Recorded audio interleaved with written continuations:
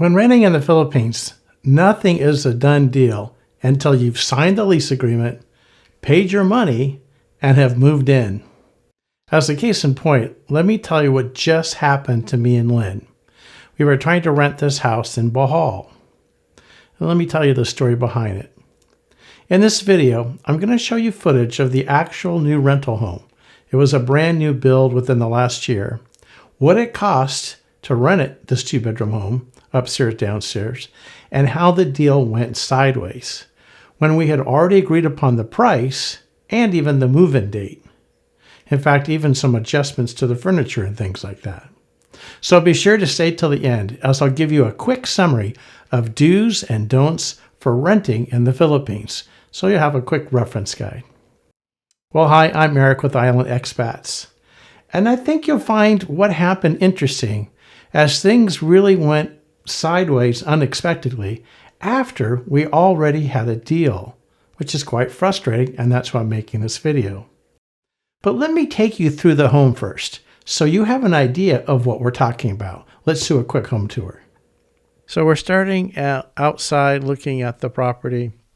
As you see, we're coming through the front door, which is underneath the carport area and some of the equipment. As you walk into the front door, you can see the aircon, which is a split aircon system.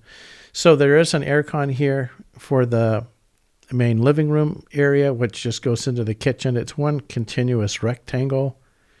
And then there is a bedroom downstairs, which we would probably use as an office. That's actually the back of the Filipina owner. She's 26, married to a 67-year-old from Texas. Okay, as we're walking through the kitchen, off the kitchen is a CR, or a comfort room, another name for a bathroom. And then there's a quick look of the kitchen and then the stairs. So Lyn's going to head upstairs here. So downstairs really is like a rectangular room that the kitchen and the living room are kind of one and the same. All right, as we go upstairs here, again, you're going to have 1 bedroom downstairs, 2 bedrooms upstairs. The nice thing is, because it is new and they have outfitted it with appliances, it's got split aircon in every bedroom. This is the balcony from the upstairs. You're looking out into the open lot area. There's quite a bit of vegetation and trees around, which is nice. It's quiet. You know, you're probably 100 yards from the road, which isn't that different from 100 meters. It's about the same distance, technically. Anyway, if you're in that area, the one downside to that is going to be with all that vegetation and the quietness is a huge win versus having close neighbors with roosters and karaoke, and so that's a positive. The downside is going to be you're going to have more insects, and Lyn noticed that there was quite a few lamox in the middle of the day, which is a mosquito. You don't want to get bit by the little fast small ones. That's what gives you the dengue fever. Anyway, upstairs, there's the hallway, and then you've got the CR here off to the left, and then you've got 2 bedrooms. So, for a smaller house, this is probably somewhere in the, I would say, 800 to 1,000 square feet area, which is roughly between 80 and 100 square meters. You can see the split aircon by the window there. So that's a nice feature. It really is hot and humid every day in Bohol. It's going to be, the low is around 80, the high is about 89. For some reason, it never hits 90. But a hot day is 87 to 89, a normal day is 85 to 87, and a cool day is anything under 85. Here's the other bedroom. You can see they provided both a bed and then a little dresser, and then the split aircon. And then there is the comfort room right off of this bedroom. So it's probably the master.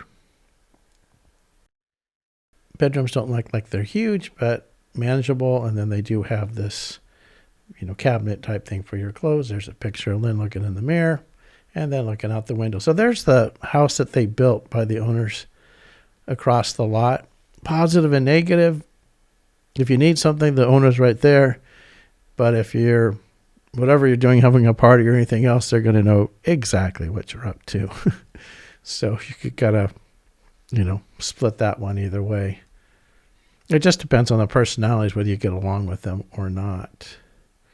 Look at, here's another door out to the balcony area. The balcony does cover 3 sides of the building, which is kind of interesting. It's not real wide in depth, but I guess you could put a barbecue and be fine.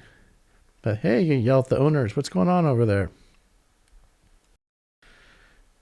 So that's kind of interesting from a privacy standpoint.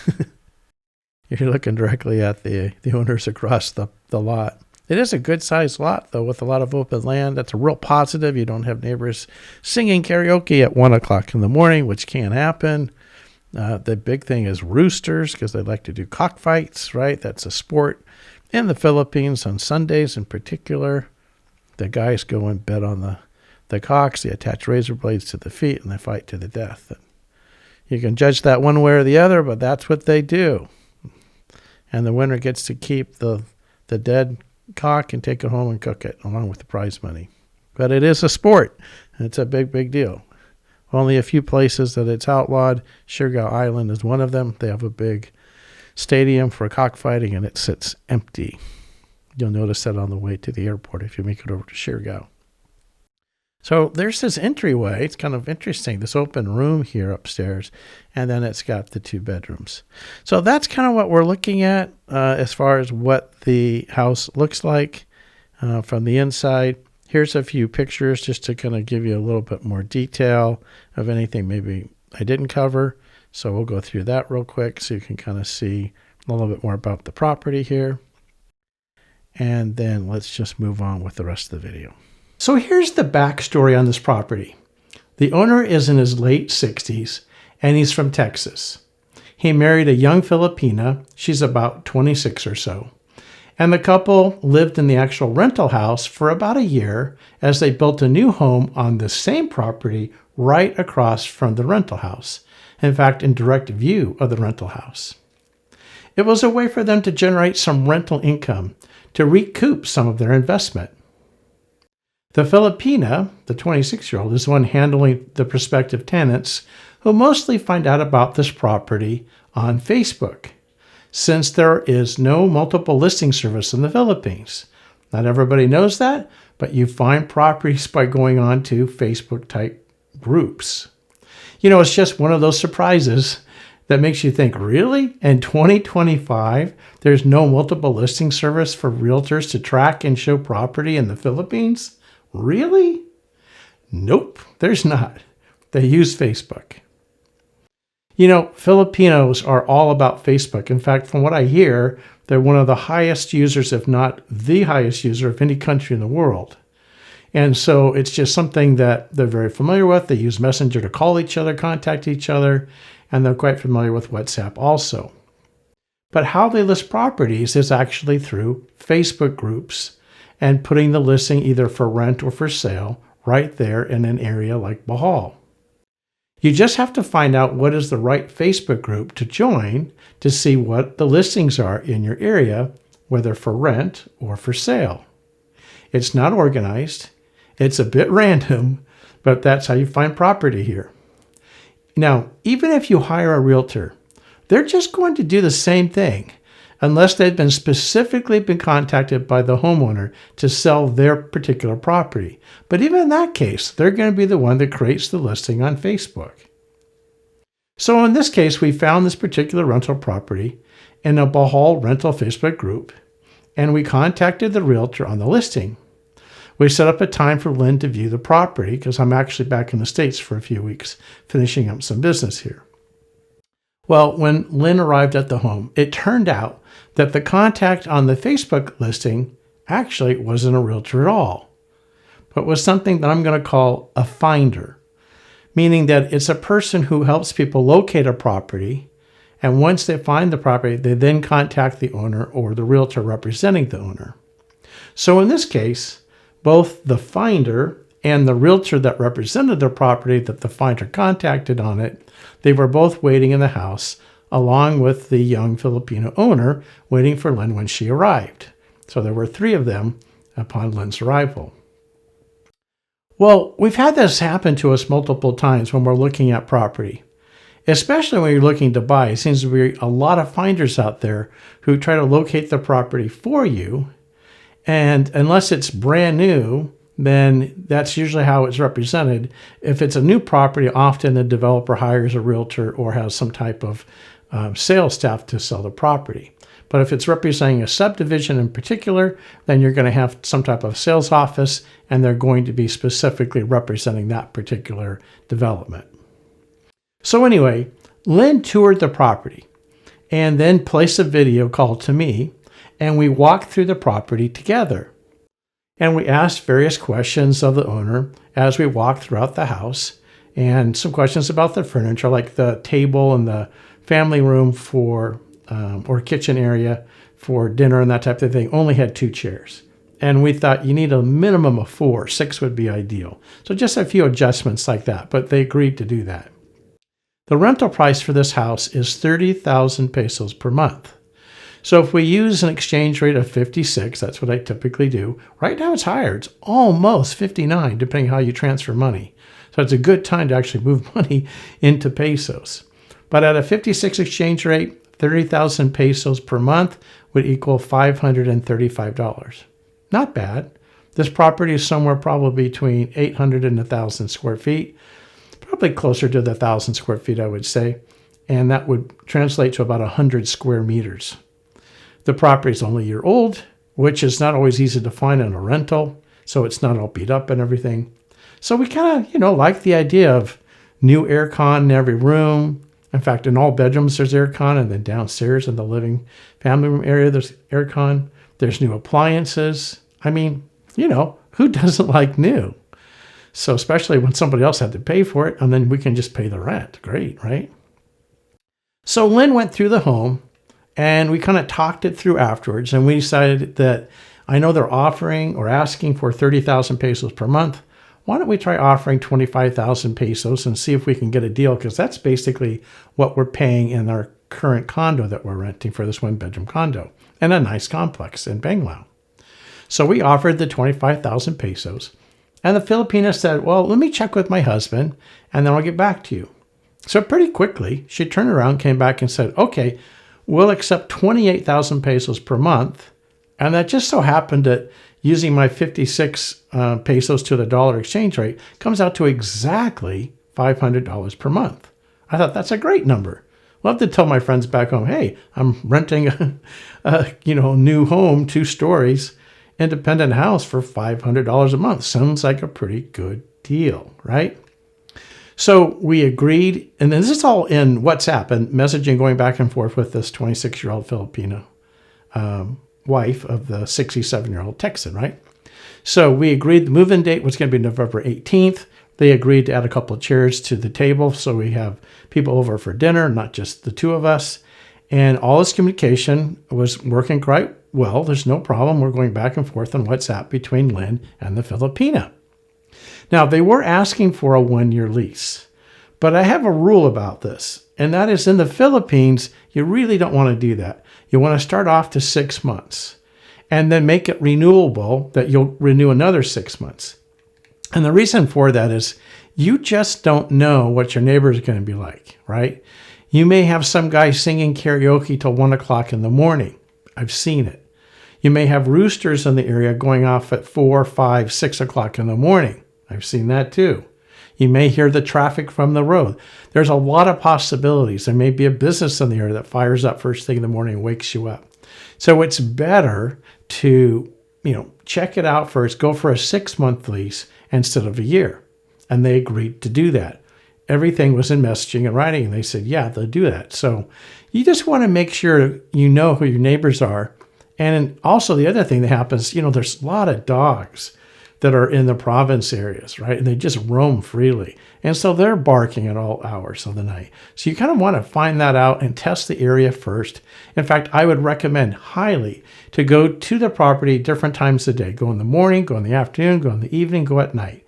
Make sure there isn't anything going on that you're not aware of. So we thought, since everything was confirmed in the messaging back and forth, we were good to go. That was all done, right?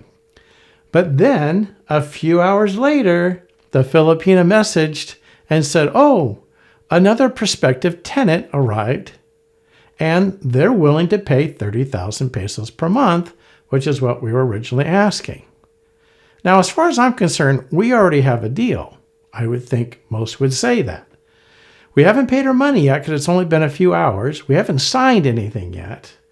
So that could be an issue.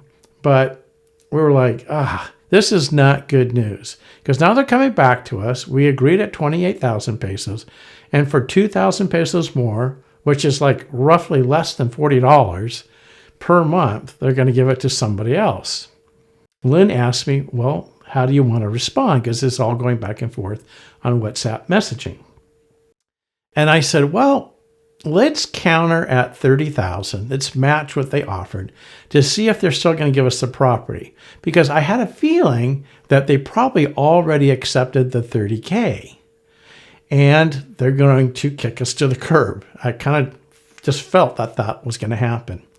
And Lyn asked me, are you sure you want to do that? You sure you want to match back to the 30K? You know, it was a really fair question by Lyn. And Lyn's point was, look, they're not honoring their words. So without the formal business training and all experience I've had in my business career, you know, you don't do a deal unless it's good for both sides, fair for both sides, and it feels good for both sides. But Lyn on her own says they're not honoring their words. They should have kept their deal. And she was right. So her question was, do we really want to deal with these people? You know, I totally agree with her. Probably not.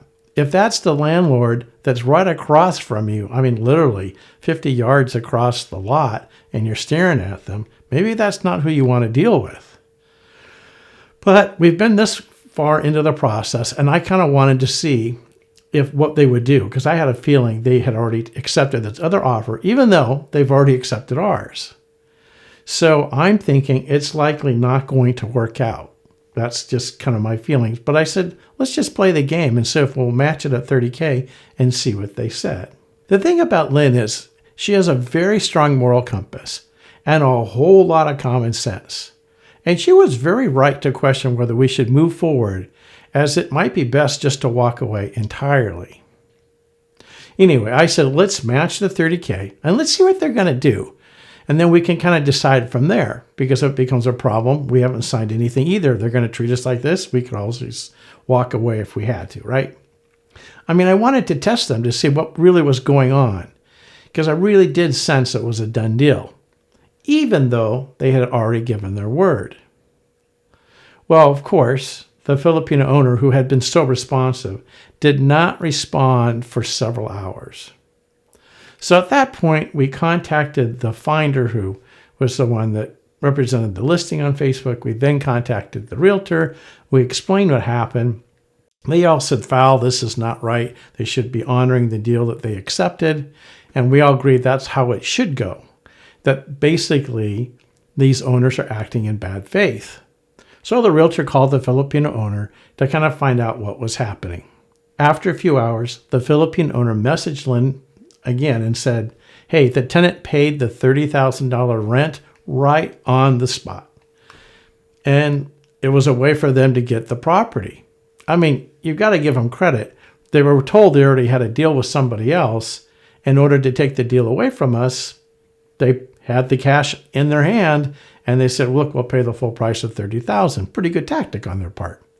And of course, it worked in this case. We lost the property. So that's not how things should be done. A deal should be a deal. If you agree on a price on, if you're selling a car or a scooter or a property, if handshake is a deal, you give your word, it should matter. It doesn't matter what country you're in. Your word should be your bond, and if you give it, it should be done. But of course, that's not what happened. Well, anyway, it fell apart, and we decided that, we're fine where we're staying here. We like the complex. We know several of the tenants on the complex. We've been there for a while, since about mid-July. And it's affordable. And if there's another opportunity comes up, we'll revisit. I mean, we'd like to have our own, independent house. That's what we like to do, but I'm not really up for buying right now. I feel like, especially in Panglao, the market's overpriced and will be correcting. Properties that we looked at this last summer are still for sale.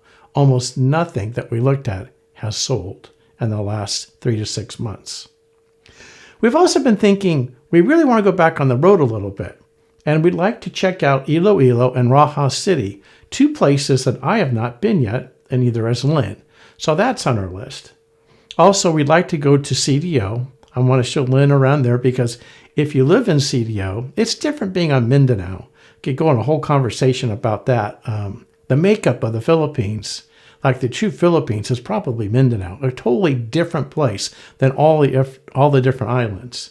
And part of that is it's a third Muslim and then 2/3 Catholic and Christian, and you just don't find that anywhere else. But if you do live in CDO, you can then, especially if you're on the kind of far side of the city towards the mountains, towards the Bukidnon Mountains, you can then travel up to the mountains pretty much without traffic. And it's gorgeous up there. It's like the equivalent to the Sierras in California or the Rockies. It's cooler. Your temperatures are like in the 70s during the day, like 60s at night, and it's absolutely beautiful. So it's another place people don't talk about it, but it really is gorgeous up there. There's just some elements there that are a little bit different. Like every 10 kilometers, you go through a government checkpoint, and they're looking for the NPA and terrorists and things like that. Overall, it's safe as long as you stay out of the area that is, Muslim controlled, the autonomous region. You don't want to go there as a foreigner. They don't want you there. No matter how bad you think you should go there, they don't want you there. You put yourself in danger. But anyway, if you're on the far side of that, which is CDO, Cagayan de Oro, you have access to the mountains. And back in August and September, we actually went up there to Bukidnon to a city called Malabalay, and it's quite beautiful up there. So something we want to check out a little bit more before we, sign a lease. And then lastly, I've been to Dumaguete multiple times, but Lyn hasn't. So I'd like to take her over there, show her the Darwin area, which is where most of the Americans live. A lot of them building homes there and renting homes. So before committing to a long-term lease, we think, you know what? Let's go check out these other places and make sure that wherever we want to be, that's where we settle. So we like Panglao. Panglao is a good option, and we just want to be sure before we sign, a longer-term lease. Well, here's a summary of the things to look for when you're renting property in the Philippines, kind of as a reference point, just in case you decide to rent in the future in the Philippines. This gives you kind of a chart of the things to ask for, make sure that it's committed to, and then, basically sign the lease agreement, grab your stuff and put it in a room right away so that you're in the property. Like possession is 9/10 of the law, right?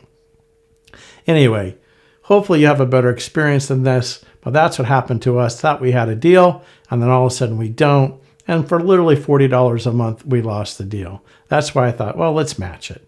But in the end, I believe in Providence. Things happen for a reason. Wasn't meant to be, so we'll move on.